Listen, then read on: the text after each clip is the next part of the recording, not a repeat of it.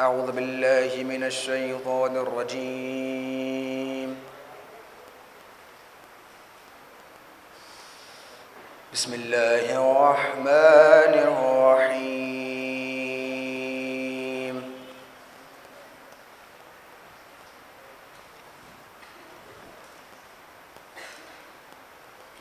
الرحمن علم القرآن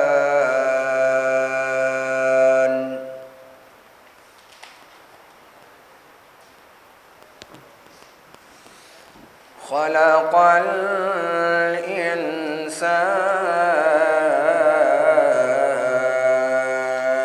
علمه البيان.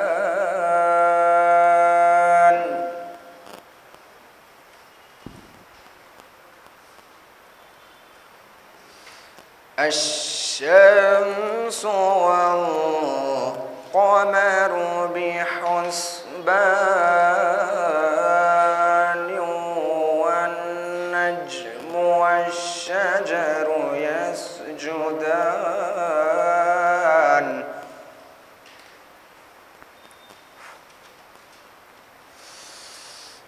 والسماء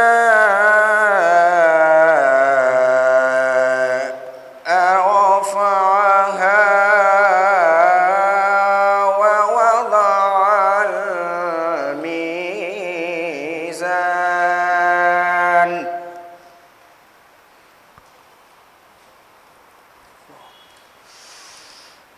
ألا تطغوا في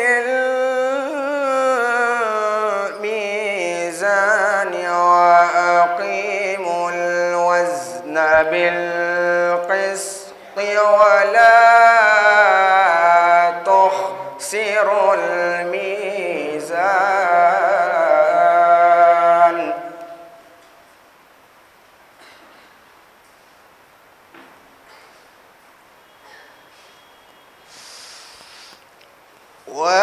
والأرض وضعها للأنام فيها فاكهة ونخل ذات الأكمام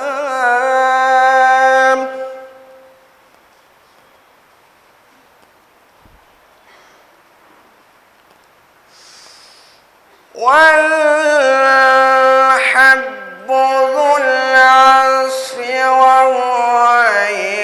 والريحان فبأي آلاء ربكما تكذبان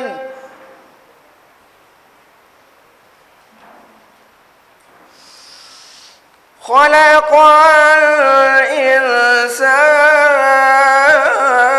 الإنسان من صلصال كالفخار وخلق الجن من مارج من نار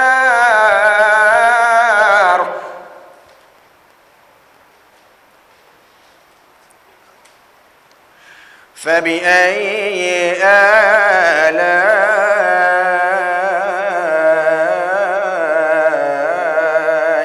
ربكما تكذبان صدق الله العلي العظيم. اللهم صل على محمد وآل محمد صلوات محمد وآل.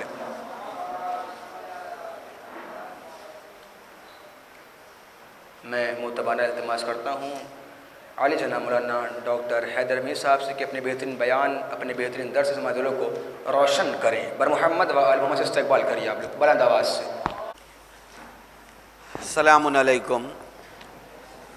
اعوذ باللہ من الشیطان الرجیم. بسم اللہ الرحمن الرحیم.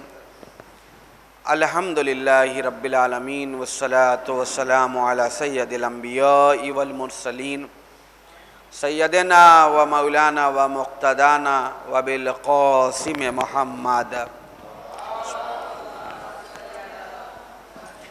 خاتم النبیین وآلہ طیبین الطاہرین المعصومین المظلومین اما بعد قال امیر المومنین علی بن ابی طالب علیہ السلام عجبت لمن یقنت ومعہ الاستغفار۔ حضرت علی علیہ السلام انسان کے فائدے کی ہر لمحے اور ہر جملے اور ہر سینٹنس میں بات کر رہے ہیں۔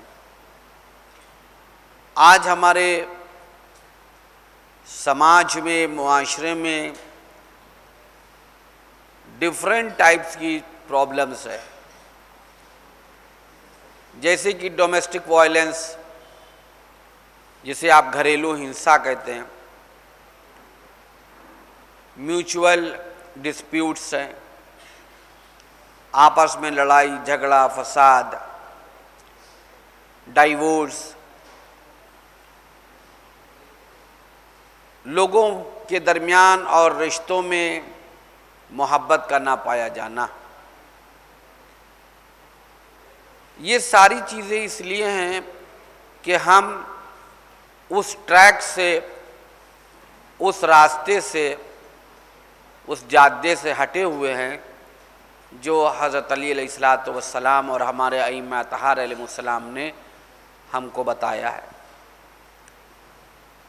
ہم دین اسلام کو اپنی عقل کی بنیاد پر سمجھنے کی کوشش کرتے ہیں، گویا ہمارا طریقہ کار یہ ہے کہ ہم اپنا دماغ لگاتے ہیں کہ دین کیا ہے اور کیا ہونا چاہیے، جبکہ یہ بالکل ہی رانگ تھنکنگ ہے۔ ہمیں اس بات کا اختیار نہیں ہے کہ ہم دین کے معاملے میں اپنی عقل کو لگائیں۔ معرفت کی وادیوں میں اور توحید و رسالت و امامت اور جو خدا نے اس کائنات کو خلق کیا ہے اس میں ہم کو اپنی عقل کا استعمال کرنا ہے۔ عقل ہمارے ہادی بھی ہے، لیکن اسلام کو اپنی عقل کی بنیاد پر سمجھنے کی کوشش کرنا یہ رانگ تھاٹ ہے۔ اسلام کو ہمیں سمجھنا ہوگا امیر المومنین علی بن ابی طالب علیہ السلام سے، وہ وہی اسلام آپ کو سمجھائیں گے کہ جو خدا کی طرف سے رسول کریم لے کر کے آئے، اور اس کے بعد ان کے جتنے بھی بیٹے ہیں ان سب نے اسی دین کی روشنی کو پھیلایا ہے جسے رسول اللہ صلی اللہ علیہ وآلہ وسلم لے کر کے آئے تھے۔ تو اگر ہم کو اپنی زندگیوں میں امن و امان کو قائم کرنا ہے، سکون قائم کرنا ہے، تو پھر ہم کو علی سے سمجھنا ہوگا کہ علی ہم سے کیا چاہتے ہیں، اور ہم یہ جاننے کی کوشش امیر المومنین سے کریں کہ مولا میری زندگی اس دنیا میں اور اس آخرت میں کیسے بہتر ہو سکتی ہے، کہ ہم دنیا میں بھی ایک اچھی زندگی گزاریں اور آخرت بھی میری بن جائے، یعنی ہیئر اینڈ ہیئر آفٹر، اس دنیا میں بھی اور آخرت میں بھی۔ جب دنیا کا تصور پیش کیا جاتا ہے تو زیادہ تر جو ہے وہ مذمت کے تحت کیا جاتا ہے، اور اس دنیا کی مذمت بھی کی گئی ہے، لیکن کیا یہ دنیا مذمت کے قابل ہے؟ اگر یہ دنیا مذمت کے قابل ہے تو بھی اس دنیا کو خدا نے خلق ہی کیوں کیا ہے؟ جیسے اکثر لوگ یہ کہہ دیتے ہیں کہ خدا امام حسین علیہ السلام کو مقتول دیکھنا ہی چاہتا تھا، لہذا یزید حسین کا قاتل ہے تو اللہ نے ہی گویا نعوذ باللہ چاہا۔ ایسا نہیں ہے کہ کیا اللہ یہ چاہتا ہے کہ کوئی انسان کسی بندے کو قتل کر دے؟ نہیں، خدا کے علم میں موجود ہے کہ یہ انسان کیا کرے گا آگے جا کر کے۔ خدا یہ جانتا ہے کہ ہماری مخلوق میں کتنے لوگ جو ہیں وہ کس عمر تک پہنچیں گے اور کتنے لوگ جو ہیں وہ اپنی عمر کا سفر طے کر سکیں گے اور کتنے جو ہیں وہ 20 سے ہی واپس ہوں گے۔ مثلا ناگہانی حادثات کا شکار ہو گئے، یا لوگوں کی مختلف ایجز ہیں، ہر انسان کی ایج مختلف ہے، الگ ہے، تو کون کس ایج تک پہنچے گا یہ خدا کے علم میں ہے۔ لہذا اسی طریقے سے ہر چیز کا علم خدا کو ہے، ہمیں اپنی عقل کا استعمال کرنا ہے۔ عقل ہمارا اندرونی ہادی ہے۔ عقل اور انبیاء کرام ائمہ اطہار علیہم السلام کی جو ہدایات ہیں وہ عین عقل ہیں، عقل سے جداگانہ نہیں ہے۔ یعنی ائمہ اور انبیاء نے وہی ہم کو درس دیا ہے، وہی سمجھایا ہے جس کو عقل قبول کرتی ہے، یعنی لاجیکل ہے، وہ منطق بیسڈ ہے۔ دونوں الگ الگ نہیں ہیں۔ انبیاء اور ائمہ ہمارے ظاہری ہادی ہیں، عقل ہماری باطن ہادی ہے۔ تو ہم کو دین اسلام کو سمجھنا ہوگا اپنی عقل کی بنیاد پر بھی، لیکن عقل کا استعمال ہم کہاں پر کریں گے؟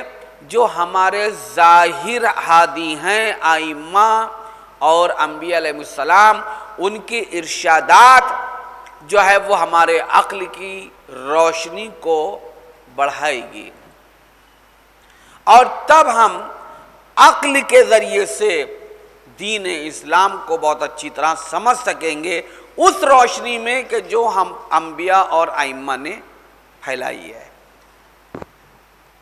تو ہم کو عقل کا استعمال کہاں کرنا ہے؟ انبیاء اور ائمہ کے پرسپیکٹیو میں کرنا ہے۔ کہنے کا مطلب یہ ہے جو ان کا ٹریک ہے، جو ان کا راستہ ہے، اس راستے پر ہم کو عقل کو لے جانا ہے، نہ کہ ہم کسی بھی چیز کا ایکسپلینیشن اور اس کا ڈسکرپشن جو ہے وہ ہم اپنی عقل کی بنیاد پر قائم کر لیں۔ مثلا ہم یہ کہیں کہ ہم یہ سمجھتے ہیں کہ یہ چیز ایسی ہوگی، تو یہاں پر بھی آپ اپنی عقل کا استعمال کر رہے ہیں، لیکن عقل کا جو استعمال ہے، یوز ہے، وہ بالکل ہی ممکن ہے کہ اپوزٹ ہو، غلط ہو۔ لیکن ہم یہ کہہ رہے ہیں کہ ہم یہ سمجھ رہے ہیں کہ یہ چیز ایسی ہونی چاہیے، ممکن ہے کہ وہ چیز جو ہے غلط ہو۔ اسحاق کندی کہ جو قرآن کریم میں نقائص کو تلاش کر کے جمع کر رہا ہے ایک کتاب کی شکل میں،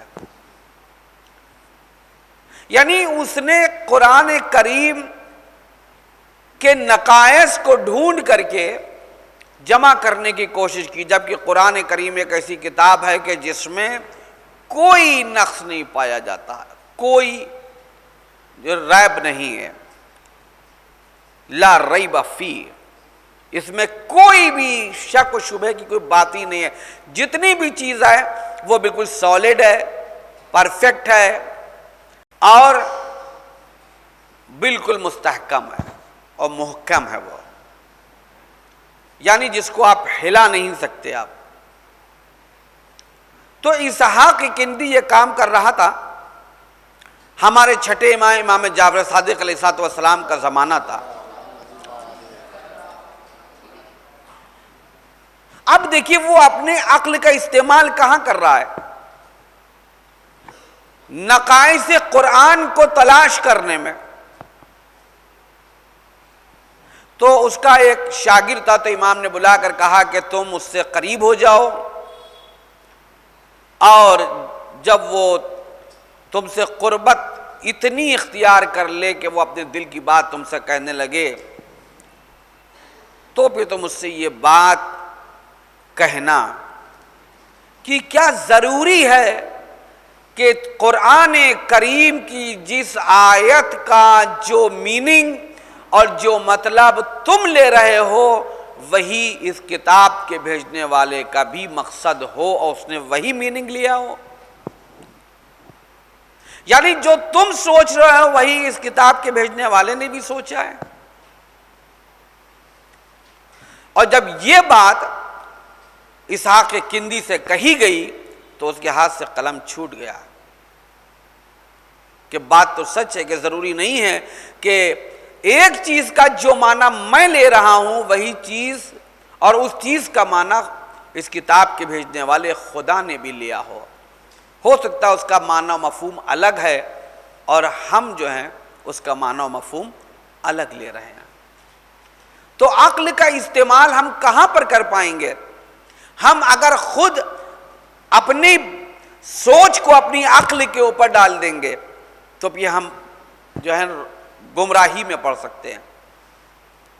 اور اگر ہم ائمہ کے ارشادات کی روشنی میں سفر طے کریں گے عقل کا، وزڈم کا، تو پھر ہمارا راستہ بالکل واضح ہوگا، روشن ہوگا، دنیا بھی ہماری بہتر ہوگی، آخرت بھی ہماری بہتر ہوگی.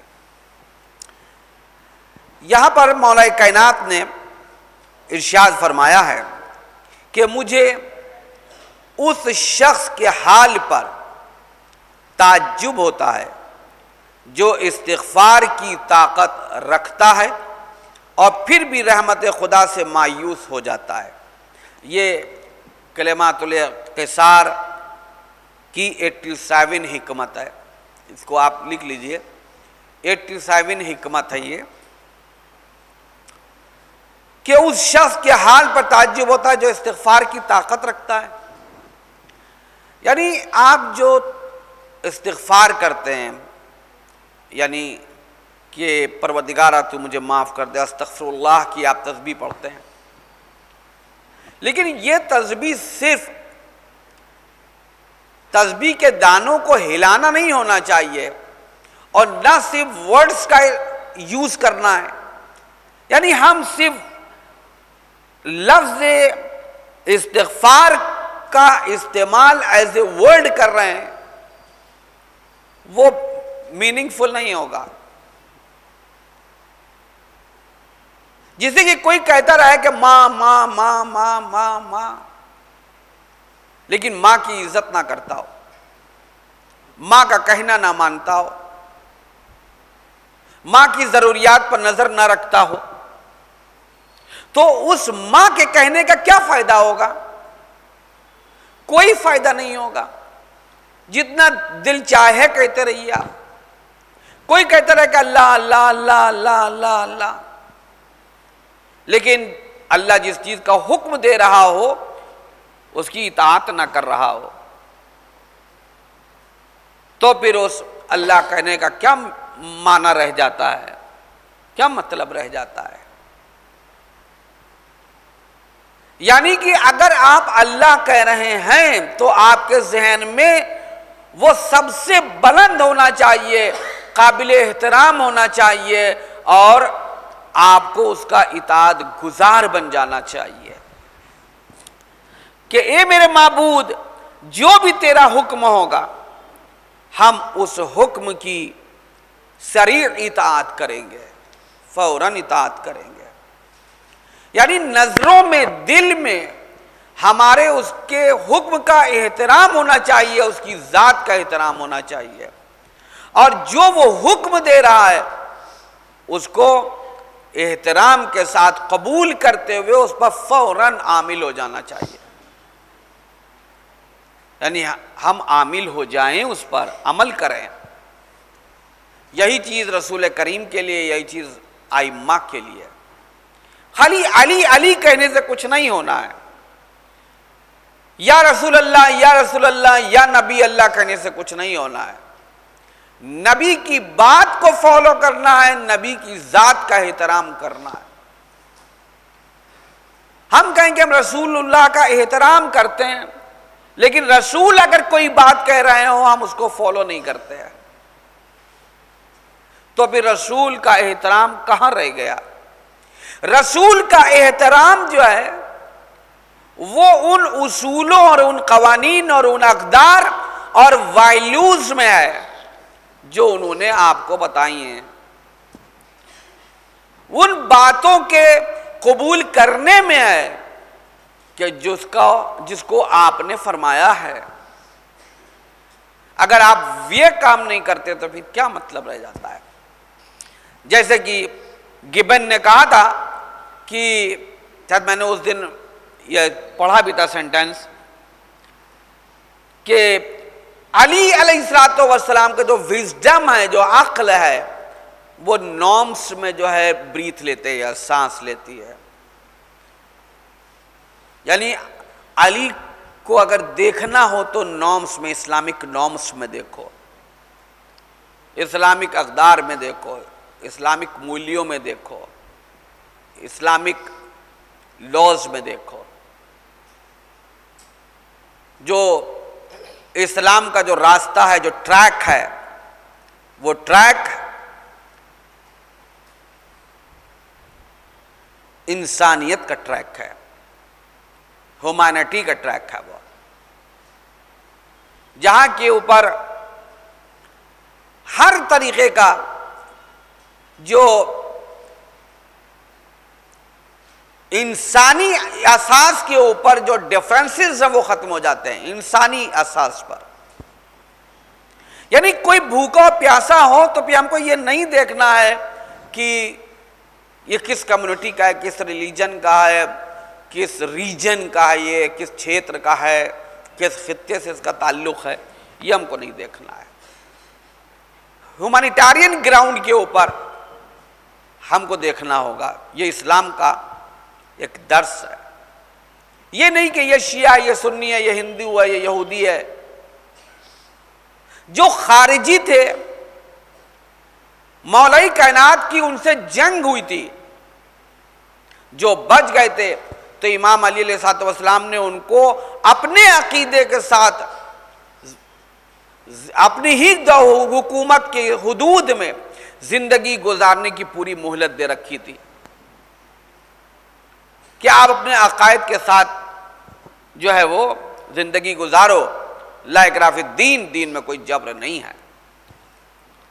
لہذا کہنے کا مطلب یہ ہے کہ ہم کو یہ دیکھنا ہوگا، اگر اپنی زندگی کو بہتر بنانا ہے اور آخرت کو بہتر بنانا ہے تو امام علی علیہ الصلوۃ والسلام کے ارشادات کو پورے احترام کے ساتھ سمجھتے ہوئے اس کو اپنی لائف میں ایڈاپٹ کر لینا ہے، اس کو اپنا لینا ہے، ایسیمیلیشن کر لینا ہے. جیسے کہ یہاں پر مولا کائنات نے کہا کہ مجھے تعجب ہوتا ہے کہ جو انسان استغفار کی طاقت رکھتا ہے اس کے باوجود بھی وہ رحمت الہی سے مایوس ہے.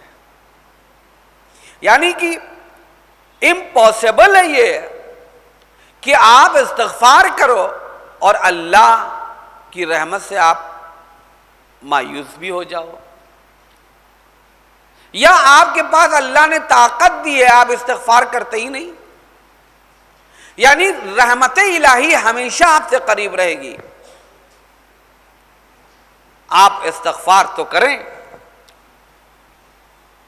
ہم استغفار کی طاقت، قوت، سمجھ سب کچھ رکھتے ہیں، لیکن اس کے باوجود ہم کرتے نہیں ہیں. تو یہ غلطی کس کی ہے؟ یاد رکھیے گا، ہماری زندگی کے ہر aspect per means every walk of life, जो भी हमारी जिंदगी का पहलू है, एस्पेक्ट है, हर स्टेप के ऊपर रहमत इलाही जब तक आपके साथ साथ रहेगी उस वक्त तक आपके पास कोई प्रॉब्लम नहीं आने वाली है। प्रॉब्लम्स आती ही तब है कि जब रहमत इलाही हमसे दूर हो जाती है, और रहमत इलाही को दूर करने वाले हम खुद होते हैं।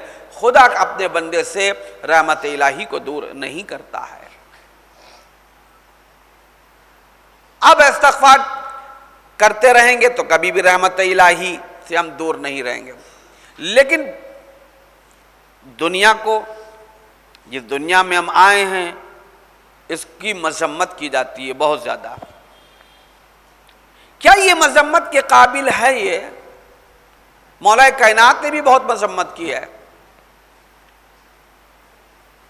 जैसा कि भी मैंने अर्ज किया कि अगर ये मजम्मत के काबिल थी तो खुदा ने खल्क़ ही क्यों किया?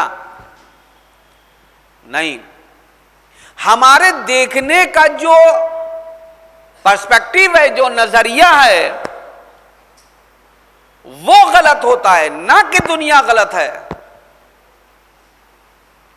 इमाम अली अलैहिस्सलातु वस्सलाम ने जंग जमल के बाद, यानी कि मैदान में डेड बॉडीज पड़ी हुई थी, मौत का सन्नाटा छाया हुआ था, गिरिया और बुका की सदाएं बुलंद थी। उस वक्त एक शख्स जो था वो दुनिया के ऊपर सरजनिश कर रहा था, यानी कि दुनिया की मजम्मत कर रहा था। तो इमाम अली अलैहिस्सलाम ने इरशाद फरमाया कि क्या तूने ये नहीं देखा कि इसी दुनिया से लोग जाते हुए तुम्हें नजर नहीं आए? क्या तुमने ये नहीं देखा कि माएँ जो थी वो खाक के पर्दों में छिप गई? गोया मतलब क्या है, तुमने इसी दुनिया में सब कुछ देखा है। तुमने लोगों का जवाल देखा, बादशाह मिटते हुए देखे, खाक में मिलते हुए देखे, रोएसा बर्बाद हो गए, फुकरा की लाइफ में चेंज आ गया।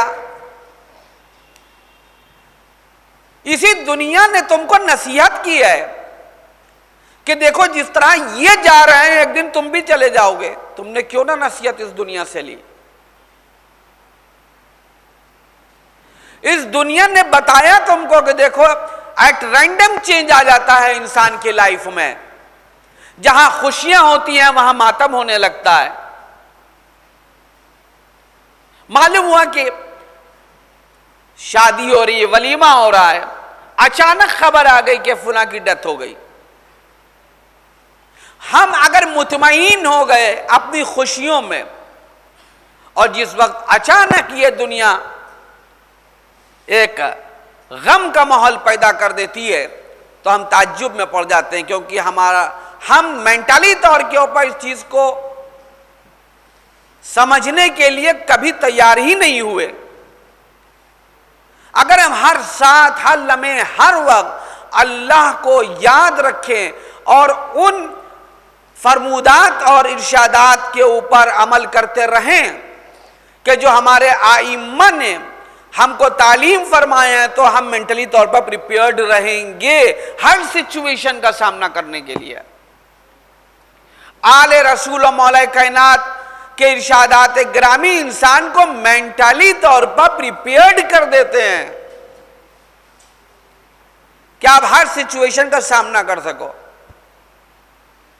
आपको दुनिया में जो कुछ हो रहा है वो आपके सामने, दुनिया जो है वो सब कुछ आपके सामने पेश कर रही है,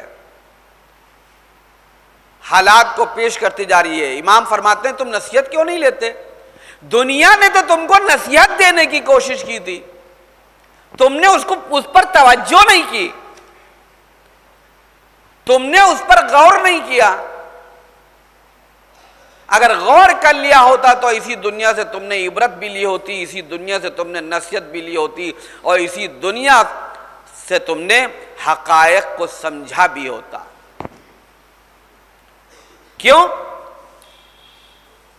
اس لیے کہ یہ دنیا جو ہے وہ تمہاری آزمائش اور امتحان گاہ ہے۔ اسی دنیا میں تم کو آخرت کو بنانا ہے۔ یہاں تم اس لیے نہیں آئے ہو کہ لہو و لعب میں ڈوب جاؤ۔ اس دنیا میں تم اس لیے نہیں آئے ہو کہ تم صرف اپنے لیے زندگی جیو اور اپنے پڑوسی اور یتامى و مساکین و بیواؤں کو تم بھول جاؤ، بڑوں کی عزت نہ کرو، چھوٹوں سے محبت نہ کرو، گھر کو پاک و پاکیزہ نہ رکھو۔ اس دنیا میں تم آئے ہو، یہ تمام کام تمہارے ذمے ہیں، ریسپانسبلٹیز ہے تمہارے اوپر یہ کہ تم کو صرف اپنے لیے نہیں جینا ہے، تم دوسروں کے لیے بنائے گئے ہو، دوسروں کی ہیلپ کرو۔ اگر تم کو خدا نے طاقت دے دی ہے، چاہے وہ جسمانی طاقت ہو، مالی طاقت ہو، عقلی طاقت ہو، تو جس طرح تم بندگان خدا کو فائدہ پہنچا سکتے ہو ان کو فائدہ پہنچاؤ۔ تم دوسروں کی مدد کرو گے تو اللہ تمہاری مدد کرے گا، اور ظاہر سی بات ہے اللہ جس کی مدد کر رہا ہو وہ کبھی بھی پرابلمز میں گرفتار نہیں ہو سکے گا، اس کی زندگی میں بہت سکون رہے گا۔ تو امام علی علیہ السلام ارشاد فرما رہے کہ یہی وہ دنیا ہے کہ جو خدا کے محبوب بندوں کی مسجد ہے، یہ یہیں پر انبیاء نے سجدے کیے ہیں، یہیں پر نفس خریدا گیا ہے، نفس بیچا گیا ہے۔ مولا کائنات کے نفس کا سودا کہاں ہوا؟ اسی دنیا میں ہوا تھا۔ یعنی کتنی عظیم جگہ بن گئی ہے کہ جہاں امام علی اپنے نفس کا سودا کر رہے ہیں۔ دنیا بری نہیں ہے، اللہ نے جس چیز کو خلق کیا ہے اس کے پیچھے کوئی نہ کوئی کوز ہے، کوئی نہ کوئی وجہ ہے، اور یہ دنیا اللہ نے اچھی بنائی ہے، لیکن ہم نے جس طریقے سے اس دنیا کو ایڈاپٹ کیا ہے وہ طریقہ ہمارا غلط ہے، اور اس دنیا سے جو کچھ ہم نے لیا ہے اس چیز کو لینے کا جو ہمارا تصور ہے وہ غلط ہے۔ ہم جب اس دنیا کے لہو و لعب میں الجھ جاتے ہیں اور اس دنیا سے بہت کچھ چاہتے ہیں تو یہ سوچ لیتے ہیں، ہمارے دماغ سے یہ چیز ختم ہو جاتی ہے کہ ہمارا یہ جو سفر ہے وہ وقتی سفر ہے، دنیا کا سفر وقتی سفر ہے۔ اگر آپ کو یہ معلوم ہو جائے کہ اس راہ سے مت جانا، اس راہ پر خطرہ ہے، تو آپ اس راہ کو چھوڑ دیتے ہیں کہ نہیں ہم اس راہ سے نہیں جائیں گے۔ اگر ٹرین ایک راہ سے گزر رہی ہے، معلوم ہے کہ آگے پٹری جو ہے وہ ٹوٹ گئی ہے، تو پھر یا تو اس کو دوسرا راستہ اختیار کرنا پڑتا ہے یا پھر وہ ٹرین ڈیلے ہوتی ہے۔ تو جہاں کے اوپر خطرات ہوتے ہیں، اگر کوئی آپ کو بتا دے کہ یہاں پر خطرہ ہے تو آپ اس راہ پر چلنا پسند نہیں کرتے ہیں، اس راہ سے گزرنا پسند نہیں کرتے ہیں، اس راہ کی طرف جانا پسند نہیں کرتے ہیں، وہ راستہ چھوڑ دیتے ہیں، اور اسی میں بھلائی ہے۔ 1,24,000 انبیاء آئے اس سرزمین کے اوپر، پھر اوصیاء، پھر اولیاء، پھر شہداء، پھر صالحین، ائمہ، علماء۔ انہوں نے ہم کو کیا سمجھایا؟ دیکھو یہ راستہ جو ہے اس راستے پر خطرہ ہے، یہ راستہ وہ ہے کہ جو پرسکون راستہ ہے۔ اتنے ہادیوں کے آنے کے بعد بھی اگر ہم اپنے زندگی کے راستے کا ٹریک وہ لے لیں گے جس پر ابلیس بیٹھا ہوا ہے، تو اس میں غلطی دنیا کی نہیں ہے، ہماری ہے۔ امام علی علیہ السلام نے اس شخص سے یہی کہا تھا، دنیا کسی کو دھوکہ نہیں دیتی ہے، انسان دنیا سے دھوکہ کھاتا ہے۔ تم نے دنیا تو کسی اور مقصد کے لیے تھی، تم نے دنیا کا مقصد کچھ اور بنا لیا، جس کی وجہ سے تم دھوکہ کھا گئے ہو۔ دنیا کسی کو دھوکہ نہیں دیتی ہے۔ تو اتنے انبیاء آئے، انہوں نے ہم کو صحیح راستہ بتایا، لیکن ہم اس راستے پر نہیں چل پاتے، دنیا میں الجھ جاتے ہیں۔ سورہ ایک مرتبہ ابلیس نے اپنے تمام چھوٹے کارندوں کو جمع کیا ایک پہاڑ کے اوپر، اور اس نے ان لوگوں سے کہا کہ ہمیں بتاؤ کہ ہم اس سچویشن میں کیا کریں کہ بڑی مشکل سے ہم کسی کو گمراہ کرتے ہیں، اور جب وہ توبہ کر لیتا ہے تو ہماری پوری محنت کے اوپر جو وہ پانی پھر جاتا ہے۔ کس طرح ہم اللہ کے بندوں کو جہنم تک پہنچا دیں؟ تو سبھی نے اپنے اپنے مشورے دینا شروع کیا۔ تو یہ تھے باس، تو ان کی سمجھ میں نہیں آئے۔ تو ایک تھا خناس، وہ اٹھا، اس نے کہا ایک طریقہ ہے۔ کہا وہ کیا طریقہ ہے؟ کہا کہ ان کے نیک اعمال میں تاخیر کروا دو، ڈیلے۔ مثلا حج کرنے کی استطاعت ہے انسان میں، حکم یہ ہے کہ جب استطاعت ہو تو فوراً حج کرنے کے لیے جاؤ۔ اب شیطان یہاں پر کہتا ہے اس کے حج کرنے میں تاخیر کراؤ۔ کیسے؟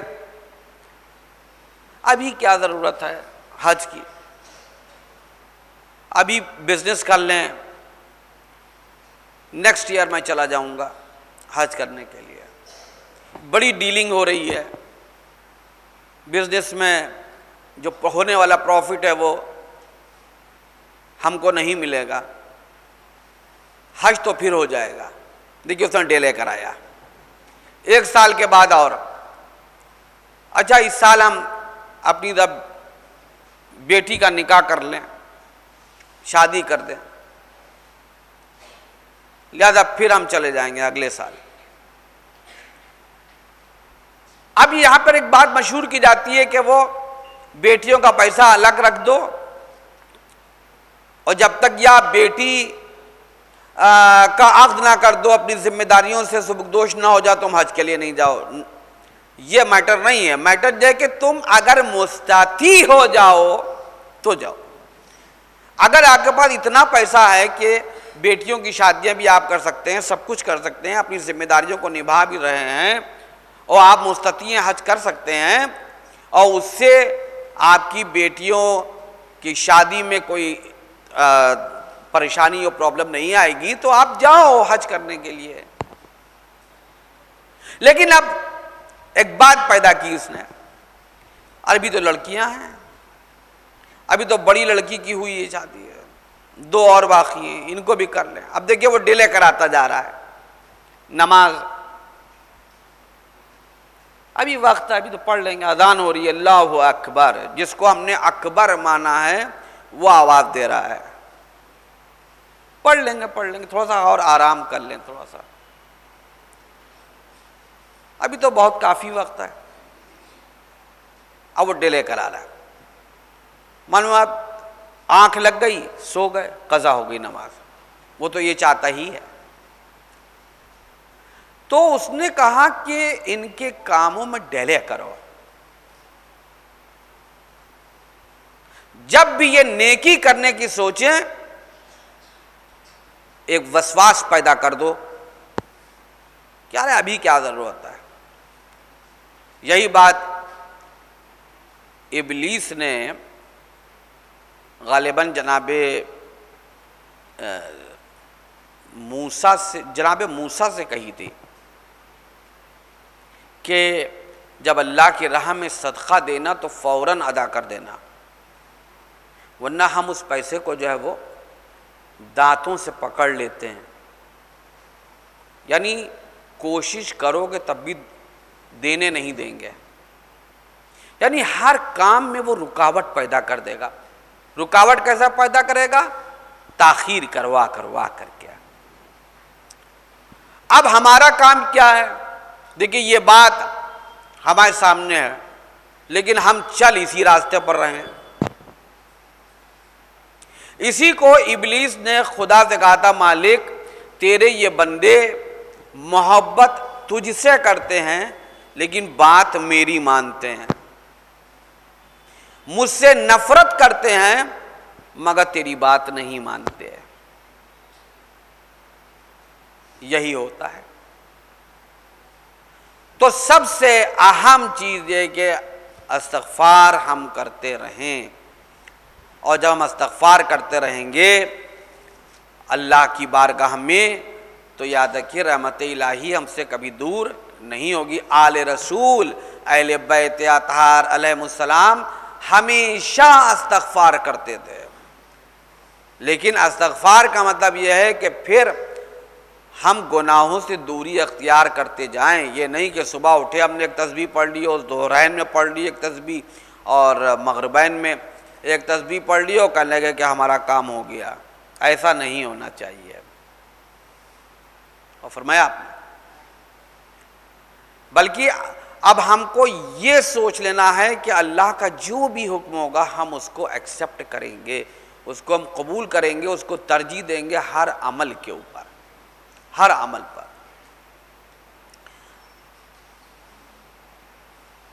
اب مجھے یاد نہیں پڑ رہا ہے کہ میں نے یہ واقعہ آپ لوگوں کے سامنے بیان کیا کہ نہیں بیان کیا کہ اللہ کے حکم کی فوری اطاعت کے فائدے کیا ہیں. اس پر ایک واقعہ سن لیجئے پھر میں بات کو تمام کرتا ہوں. کہ ایک خاتون تھی اور ادھر آواز آتی تھی اللہ اکبر اور وہ یہ کہتی بھی کھڑی ہو جاتی تھی. قرآن کریم کی آیت کا ترجمہ یہ ہے کہ پروردگار میں نے تیری اطاعت میں تاجیل کی ہے، جلدی کی ہے. اور وہ فوراً مصلی پر آ کر کے نماز پڑھنے لگتی تھی. سارے کام چھوڑ دیتی تھی وہ، سارے کام. تو اس کے شوہر نے ایک دن اس سے کہا کہ ایک ڈیلیشیس ڈش بنانے کے لیے کہا. اور وہ ڈش جو تھی وہ تھوڑی تاخیر سے بنتی تھی، مطلب تھوڑا سا ٹائم ٹیکنگ تھی وہ. مثلا مان لیجئے کہ اس نے کہا کہ بھئی سیکھیں آج بنانا کباب بنانا. تو اس نے کہا ٹھیک ہے. اطاعت گزار وہ اللہ کی تھی، تو جب اللہ کی اطاعت گزار تھی تو شوہر کی بھی تھی. تو وہ سیخیں بنا رہی تھی اور اس کا شوہر جو تھا وہ دفتر گیا ہوا تھا. مثلا مان لیجئے میں ایک ایگزامپل دے رہا ہوں کہ 10 اس کو بنانا تھی، 6 بنی تھی کہ اور 4 اس کو فرائی کرنا رہ گیا تھا، نہیں روسٹ کرنا رہ گیا تھا. تو ادھر اللہ اکبر کی صدا بلند ہوئی اور ادھر وہ مصلی پر کھڑی ہو گئی یہ کہتے ہوئے کہ پروردگارا میں نے تیری اطاعت میں تاجیل کی ہے، جلدی کی ہے. اور مصلی پر آ کر نماز پڑھنا شروع کر دیتی ہے. وہ نماز پڑھ رہی ہوتی ہے کہ اس کا شوہر آتا ہے. اس نے دیکھا کہ ارے 6 تو تیار ہیں اور 4 رہ گئی ہیں اور یہ نماز پڑھ رہی ہے. اب اس کے ذہن میں دیکھیے آیا، اس نے اپنی عقل سے سوچنا شروع کیا کہا کہ اگر یہ 4 بھی بنا لیتی اور اس کو روسٹ کر لیتی اس کے بعد نماز پڑھ لیتی تو کیا فرق پڑتا، کیا رہ جاتا؟ یہ بھی 4 بنا لیتی، اس کو چھوڑ کیوں دیا؟ ابھی تو نماز میں بڑا وقت تھا نا۔ اب ان کو تھوڑا سا کچھ غصہ سا آ گیا اس بات کو لے کر، اور وہ منتظر ہو گئے کہ ان کی نماز تمام ہو تو میں اس بات کو کہوں کہ اتنی بھی کیا جلدی تھی، کچھ دیر رک کر کے نماز پڑھ لیتی، کون سا وقت نکلا جا رہا تھا۔ یہی سب ہمارے گھروں میں بھی ہوتا ہے۔ وہ نماز پڑھ کر کے حالت سجدہ میں گئی، اب وہ نہ سر اب اٹھا رہی ہے نہ جب اٹھاتی ہے۔ جب کافی تاخیر ہو گئی تو انہوں نے کاندھے پر ہاتھ رکھا تو وہ زمین پر گر گئی، یعنی لڑھک گئی، ختم ہو چکی تھی، وہ اس دنیا میں نہیں تھی، ڈیتھ ہو گئی، ایکسپائر ہو گئی۔ وہ دیکھا آپ نے اللہ کی اطاعت کا نتیجہ، اور وہ اپنی عقل کی بنیاد کے اوپر کیا سوچ رہا تھا، اور اس نے اپنے معاملات کو اور اپنی عقل کو جو تھا وہ خدا کے حوالے کر رکھا تھا کہ خدا کے فرمودات کی روشنی میں وہ اپنے عقل کو رن کر رہی تھی۔ اگر مان لیجئے کہ وہ کچھ دیر بعد نماز کے لیے کھڑی ہوتی تو اس کا تو وقت موت معین تھا، تو اس کی موت کہاں پر آتی؟ کچن میں آتی۔ لیکن جب فوری طور کے اوپر وہ اطاعت الہی کے لیے کھڑی ہو گئی، مصلی پر آئی اور حالت سجدہ میں اس کی موت واقع ہوئی ہے، اور سجدہ جو ہے وہ نماز کی معراج کا نام ہے۔ تو کہاں موت آئی؟ معراج پر، یعنی حالت سجدہ میں جو نماز کی معراج ہے وہ معراج مل گئی اس بندی کو، تو اس نے فوری طور کے اوپر اللہ کے حکم کا وہ احترام کرتی تھی، فوری احترام کرتی تھی، فوراً۔ ہم لوگ یہ کام نہیں کر پاتے ہیں، ہم سوچتے ہیں کہ ابھی یہ کام ہو جائے، پھر یہ ہو جائے، پھر یہ ہو جائے، حج کر لیں گے، ابھی نماز میں وقت ہے، کیا پتہ کس وقت موت آ جائے۔ ہم سیریل دیکھا کرتے ہیں لیٹ نائٹ تک، اگر مان لیجئے کہ اس حالت میں ہم کو موت آ جائے تو ہم اپنے خدا کو کیا شکل دکھلائیں گے؟ کس حال میں فرشتوں تم اس کو لے کر کے آئے ہو؟ سیریل دیکھ رہی تھی، اور کوئی بندی اگر نماز شب پڑھ رہی ہے یا استغفار کر رہی ہے، ذکر الہی کر رہی ہے، اور اس حال میں اس کو موت آ گئی تو پھر اس کی معراج ہو گئی۔ معبود، یہ بندی تیرے ذکر میں مشغول تھی ہے، یہ بندہ تیرا مشغول تھا عبادت الہی میں، لہذا تو اس کو بخش دے۔ فرشتے بھی اس کے لیے دعا کرتے ہیں۔ بس یاد رکھیے، ہم کو اللہ کا، رسول کا، امام علی علیہ السلام کا احترام اپنے ذہن میں رکھنا ہے، اور ان کے فرمودات اور ان کے ارشادات کو ہمیں دل سے اپنی زندگی میں اپنا لینا ہے، اگر ہم چاہتے کہ ہماری دنیا اور ہماری آخرت دونوں بہتر ہو۔ وآخر دعوانا الحمدللہ رب العالمین۔ والسلام سے وہ روایت ہے اسحاق کندی کی نا، کہ وہ جو نقائص قرآن کو لکھ رہا تھا اسحاق کندی، تو امام جعفر صادق علیہ السلام نے اسحاق کندی کا ایک شاگرد تھا، اس کو بلا کر کے کہا تھا کہ جب تم اس کے قریب ہو جانا تو اس سے یہ کہنا کہ کیا ضروری ہے کہ قرآن کریم کے جس آیت کا مفہوم تم لے رہے ہو وہی اس کتاب کے بھیجنے والے نے بھی اس کا مفہوم لیا ہو۔ امام جعفر صادق علیہ السلام سے روایت ہے یہ۔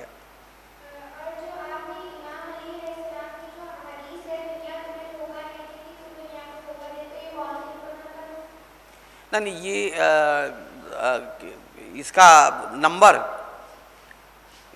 اس کا نمبر جو ہے وہ تو کیونکہ یہ اس میں نہیں ہے، کیونکہ جب میں بولتا ہوں تو اس میں بہت سی باتیں جو ہیں حضرت علی علیہ السلام کی آتی ہیں، وہ یہ امام کا جو ارشاد گرامی ہے وہ اس ہمارے پاس جو کلمات القصار ہیں اس میں نہیں ہے، کیونکہ جتنا بھی میں لیکچر دیتا ہوں اس میں زیادہ تر امیر المومنین علی بن ابی طالب علیہ السلام کو کوٹ کرتا ہوں، تو اس کا نمبر میرے پاس نہیں ہے، لیکن یہ امام کا ایک جملہ ہے، اور یہ جو بھی میں نے واقعہ بیان کیا امیر المومنین علی بن ابی طالب علیہ السلام کا، ہو سکتا ہے میں آپ کو کل بتا دوں اس پر، ٹھیک ہے نا، کہ اس شخص سے کہا تھا کہ جو مذمت کر رہا تھا تو آپ نے کہا تھا کہ دنیا کسی کو دھوکہ نہیں دیتی ہے، دھوکہ تم کھاتے ہو، تم نے جرم دنیا میں کیا ہے، دنیا نے تم پر جرم نہیں کیا ہے۔ یہ بھی مولا کائنات کا جملہ ہے کہ تم خود جرم کرتے ہو، یعنی کوئی انسان گناہ کرتا ہے تو وہ دنیا میں کرتا ہے نا، دنیا اس پر گناہ تھوڑی کرتی ہے، تو انسان خود ذمہ دار ہے کہ وہ دنیا کو کس اینگل سے کس پرسپیکٹو میں لے رہا ہے، اس نے دنیا سے کیا لیا ہے اور کیا لینے کا حکم ہے، دو الگ چیزیں ہیں۔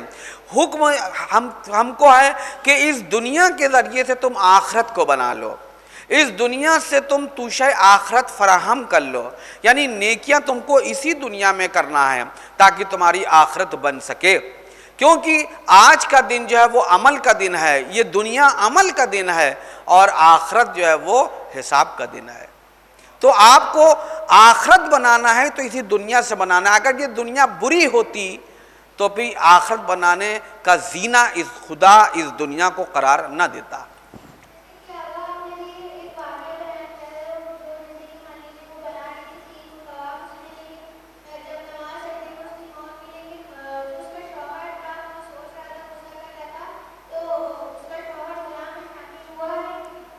نہیں وہ گناہ میں تو نہیں، مطلب یہ تو عام بات ہوتی ہے کہ مطلب یہ سوچ کی بات ہوتی ہے کہ مطلب 6 بن گئی تھی، مطلب جیسے کہ 4، وہ میں نے اگزامپل کے طور کے اوپر آپ کو سیخ کے کباب بتائیں تاکہ آپ لوگ سمجھ لیں کہ مطلب کوئی ڈش تھی اس کو بنانے کے لیے کہا تھا، لیکن یہ تو ایک نفسیاتی بات ہے کہ آدمی جو ہے کبھی کبھی نہیں سوچتا کہ یہ نماز کو امپورٹنس ہمیں دینا، وہ اپنے عقل کو لگانے لگتا ہے کہ بھئی اگر یہ کام کر لیا ہو تو اس کو کرنے کے بعد یہ کام کر لیتے تو کیا فرق پڑ جاتا۔ تو یہی چیز ہم کو بتانا تھی کہ مینس اللہ کے حکم میں تعجیل کرنا چاہیے، یہ نہیں کہ ڈیلے کرنا چاہیے، ٹھیک ہے نا، وہ اس کا سوچنا ایسا نہیں کہ کوئی گناہ نہیں تھا اس کا وہ۔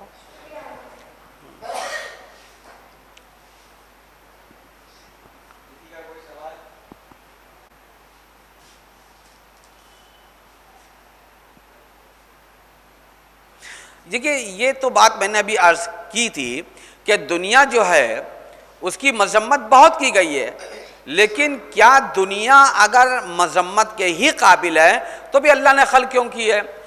بات ابھی میں نے شاید آپ سمجھ نہیں پائے کہ دنیا کو ہمارا لینے کا جو اینگل ہے وہ غلط ہے، جو ہمارا نظریہ ہے وہ نظریہ غلط ہے، ہم دنیا سے لہو و لعب کو لے لیتے ہیں، ہم دنیا سے عبرت نہیں لیتے، ہم دنیا سے نصیحت نہیں لیتے، ہم دنیا سے توشہ آخرت فراہم نہیں کرتے، ہم دنیا جو کہ محبوبان خدا کی مسجد ہے جس کو دنیا کہا گیا ہے کہ جس کو انبیاء نے اولیاء نے اوصیاء نے یہیں سجدے کیے، یہیں نفس علی بھی کہا ہے، تو ہم ان چیزوں کو نہیں لیتے جو نیکیاں، اسی دنیا میں نیکیاں بھی ہیں، اسی دنیا میں برائیاں بھی ہیں، اسی دنیا میں موسیٰ بھی ہیں، اسی دنیا میں فرعون بھی تھا، اسی دنیا میں ابراہیم بھی تھے، اسی دنیا میں نمرود بھی تھا، اسی دنیا میں رسول بھی تھے، اسی دنیا میں ابو سفیان و ابو جہل بھی تھا. لیکن سوال یہ ہے کہ ہم نے کس سے کیا لیا ہے؟ ہم نے رسول سے لیا ہے کہ ہم نے ابو جہل سے لیا ہے؟ ہم نے نمرود سے لیا ہے کہ ہم نے ابراہیم سے لیا ہے؟ ہم نے جناب موسیٰ سے لیا ہے کہ ہم نے فرعون سے لیا ہے؟ ہم کس راستے کی طرف جا رہے ہیں؟ تو ہم کس سے کیا لے رہے ہیں؟ دنیا میں دونوں چیزیں موجود ہیں. ہم برائی کو اخذ کر رہے ہیں کہ ہم دنیا سے اچھائی کو لے رہے ہیں. یہ تو ہمارے اوپر ڈیپینڈ کرے گا کہ ہم دنیا سے کیا لینا چاہتے ہیں.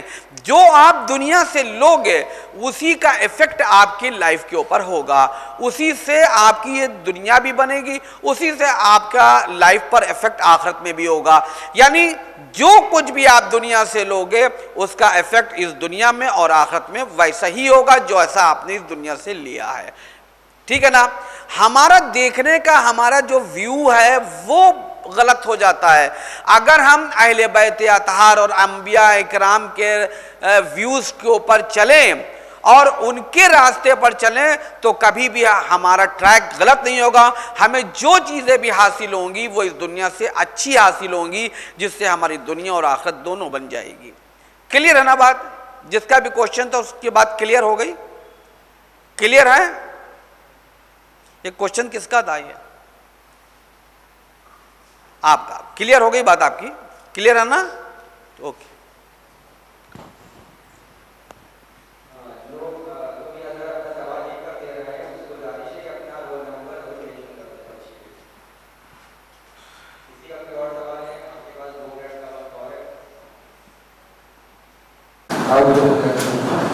بسم اللہ